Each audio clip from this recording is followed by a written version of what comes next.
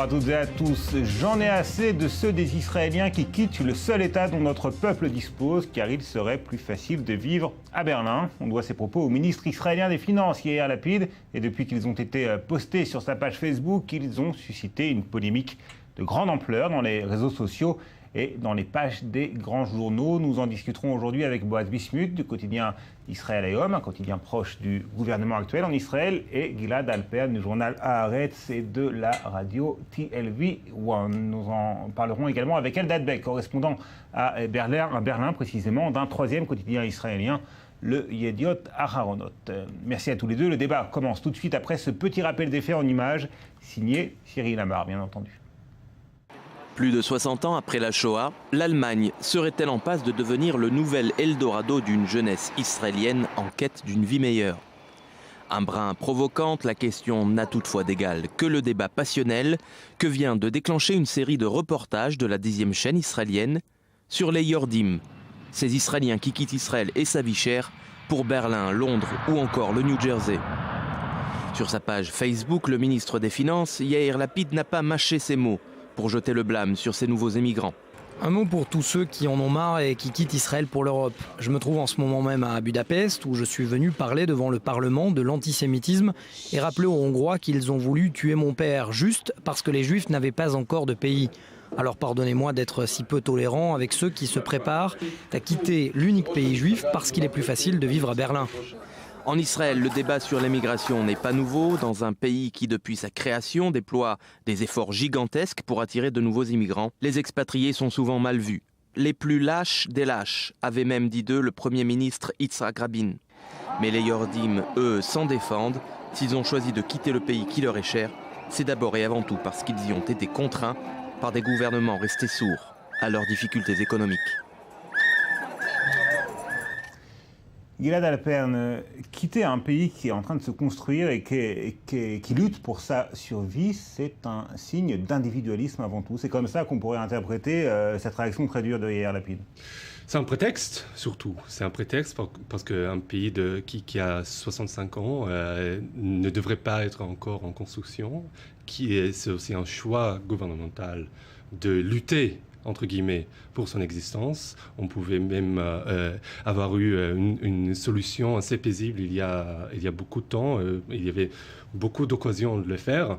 Et c'est surtout une tentative assez pathétique, à mon avis, d'éviter une critique assez légitime de la part des centaines de milliers d'Israéliens. Comment vous percevez ce phénomène? D'ailleurs, on va se poser la question, est-ce qu'il s'agit véritablement d'un phénomène? Parce que les chiffres sont un petit peu en contradiction avec l'ampleur de cette polémique en Israël. Comment vous percevez?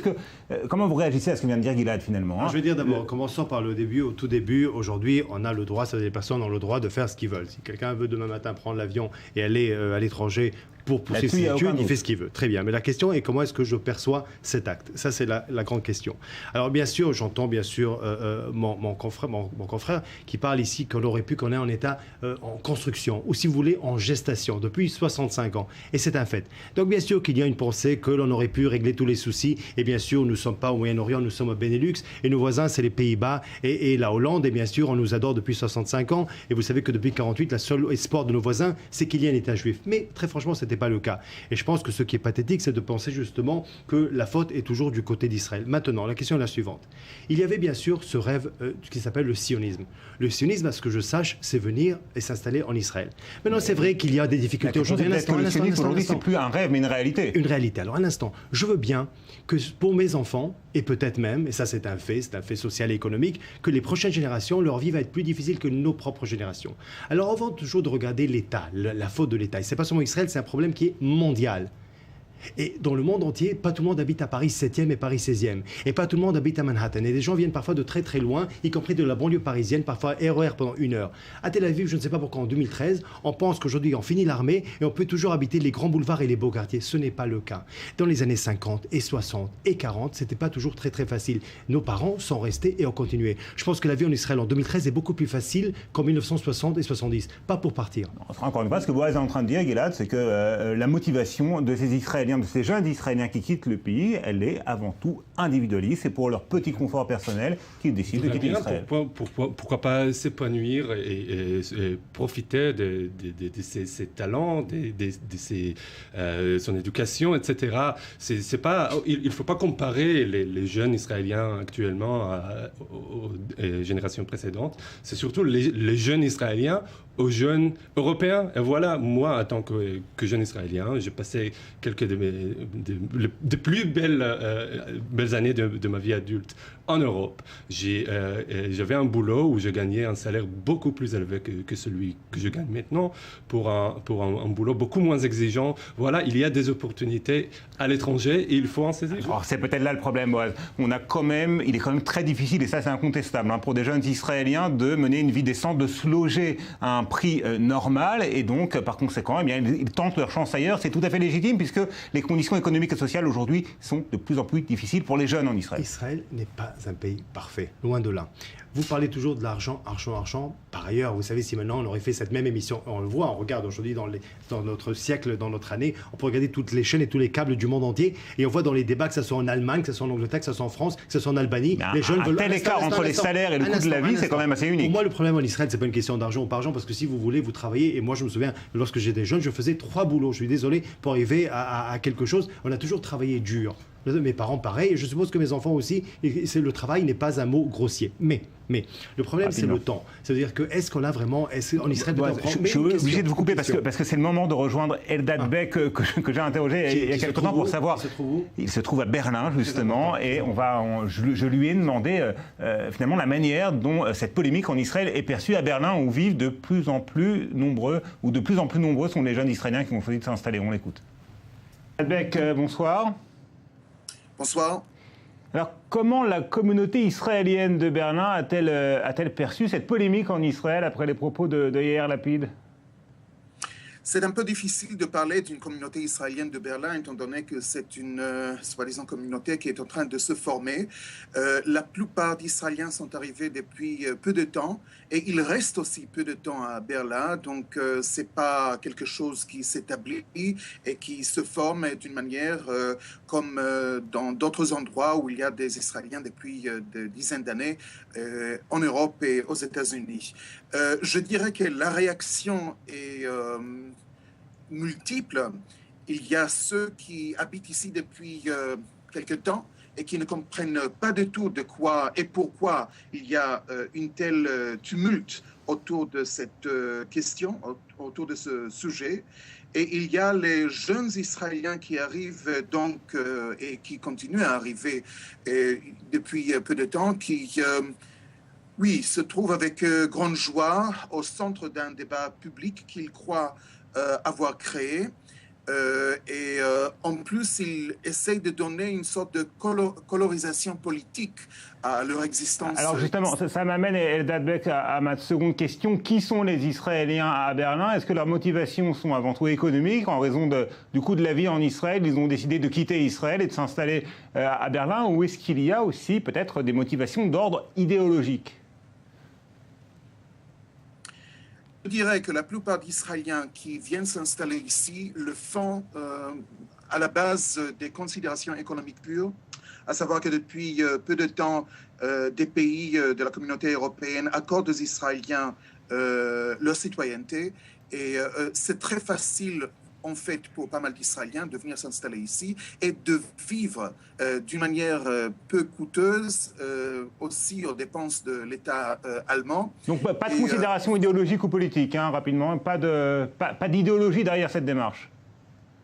Ceci dit, il y a aussi une minorité très petite qui fait cette immigration d'une idéologie radicale gauchiste et qui prétendent trouver ici un refuge politique, étant donné qu'ils ne peuvent plus rester avec la dictature soi-disant israélienne et avec la junte militaire qui règne là-bas avec l'occupation, etc., etc. Ce sont, je dirais, des argumentations tout à fait artificielles qui n'ont rien à voir avec la réalité. La plupart d'Israéliens viennent ici pour des raisons purement économiques. Merci beaucoup, Eldad Beck. On vient de les voir, Boaz Bismuth. Les motivations sont avant tout économiques et sociales et pas idéologiques. Bien sûr, parce que la deuxième cause dont Eldad a parlé, bien sûr, on est là carrément, on est dans la comédie et dans l'absurde. Alors maintenant, pour être sérieux, il faut se dire une chose. Eldad est journaliste et il se trouve maintenant à Berlin. J'étais moi-même correspondant pendant très longtemps en Europe et ensuite, moi, 20 ans de ma vie, j'étais à l'étranger. 16 ans comme journaliste, 4 ans comme ambassadeur. Donc j'ai toujours représenté soit un journal, soit l'État. Dès que j'avais fini mon poste, je suis rentré chez moi. Il faut savoir une chose. Certes, en Allemagne, c'est très agréable. Les saucisses sont délicieuses si on ne mange pas cachère. On a le droit. Les voitures made in Germany, elles sont fabuleuses. Elles ne sont jamais en panne. Et parfois, le théâtre est très beau. Mais l'histoire et le contenu. L'histoire, le passé, 12e siècle, Grande-Bretagne, 15e siècle, Espagne, 20e siècle, pas très longtemps, Allemagne. L'endroit du juif, pas seulement d'Israël. Exactement. Et je pense que c'est égoïste. Si on pense à sa petite fortune, à la meilleure voiture, à la meilleure saucisse, et ne pas penser à ces prochaines générations. Et comme par hasard, dans ce débat, je pense que ceux qui ont, justement, on pense à ces enfants pour des raisons économiques, mais pratiquement, si on veut réellement penser à l'avenir de ces enfants, on a un seul endroit. Et une dernière chose, si vous me permettez, Yitzhak Rabin, référence pour la gauche, professeur Charles Leibovitch, référence pour la gauche. Regardez ce qu'il parlait, ce qu'il disait sur ces mêmes personnes. Alors, Gilad Alpern, des Israéliens qui choisissent Berlin, justement. Alors, il y a des Israéliens ailleurs, bien évidemment. Mais est-ce que c'est pas quand même un manque de, je dirais, un manque de décence par rapport à l'histoire de leur propre peuple? Bien sûr. D'abord, je ne crois pas qu'il faut faire chantage moral à ces jeunes, et plutôt s'interroger pourquoi la vie en Israël est devenue tellement intolérable. Intolérable, mais pourquoi intolérable? Vous vivez en Israël, est-ce que vous ne tolérez pas? Oui, en fait. Si c'était... Non, oui. Moi, j'étais beaucoup plus heureux en Europe. Je suis revenu en Israël pour des raisons personnelles. C'était ma décision. Je restais pour ma vie en Europe parce que je pense que je peux garantir un avenir beaucoup plus confortable à mes enfants. Est-ce que le confort est la seule des motivations possibles? Oui, parce que d'abord aussi l'occupation est un critère et c'est une partie de la raison pour laquelle la vie en Israël est intolérable, mais ça c'est une autre question. Mais on fera un débat là-dessus aussi. Et l'occupation de la terre juive, de nos ancêtres, de le retour à notre terre, occuper notre terre qui est à nous, qui est la seule terre dans laquelle... Écoutez, juste un mot, si vous me permettez, juste un mot. En ce moment, un débat en Europe sur la circoncision, n'est-ce pas? Un débat sur l'abattage cachère. Est-ce qu'il y aurait ce débat en Israël? Il y a une communauté juive énorme en Europe. Actuellement, la situation des juifs hors d'Israël est, par beaucoup de critères, beaucoup meilleure que celle en Israël. Et il faut en saisir, c'est tout. Un jour, on va arriver à un âge dans lequel on va voir que l'argent n'est pas tout. Et la chance que nous avons... La chance que nous avons... Juste un mot, et je termine sur ça. La chance que nous avons... Vous savez, j'avais beaucoup d'amis, et j'ai beaucoup d'amis en Europe, et je vois qu'ils sont toujours jaloux de moi. Et pourquoi? Parce que même si je suis ici, sur la terre d'Israël, et je fais rien toute ma vie, même Dieu préserve en prison, le fait même d'être sur la terre d'Israël, j'ai déjà fait énormément. On a bien compris, on en arrive à la dernière partie de l'émission. Ça a été post-scriptum avec un jingle tout de suite, j'espère en tout cas. Pas de jingle. Bon, qu'est-ce qui a retenu votre attention cette semaine? Post-scriptum que vous avez choisi? Moi, je vais vous étonner maintenant, mais justement, je vais être un peu critique justement à l'égard d'Israël et de mon gouvernement. Vous voyez comme quoi? Alors ça, c'est l'Iran. C'est l'Iran. Ça veut dire quoi? C'est-à-dire comment est-ce possible? Alors, je ne vais pas justement critiquer seulement la communauté internationale, mais aussi nous. Comment est-ce possible que depuis, j'étais correspondant au début des années 2000, et lorsqu'on parlait aux Européens, aux mêmes Pérez, Shimon Peres, comme ministre des Affaires étrangères, arrivé à Paris, parler de ce programme nucléaire iranien comme un gros souci, alors c'était de la paranoïa israélienne. Et finalement, on a réussi à embarquer le monde entier et on a montré que c'était un problème mondial. Alors comment est-ce possible qu'aujourd'hui, c'est redevenu, grâce à quelques sourires de Rouhani, un problème israélien, primo? Et deuxièmement, je pense que nous, faire la surenchère, peut-être c'est pas toujours la meilleure chose, parce que vous savez qu'un chien qui aboie ne mord pas. Gilad. D'abord, je suis tout à fait d'accord. Mais... L'événement de la semaine pour moi, c'était, on vient d'entendre maintenant que Karnit Flug est devenue la chef de la Banque centrale en Israël. Je crois que c'est une décision remarquable.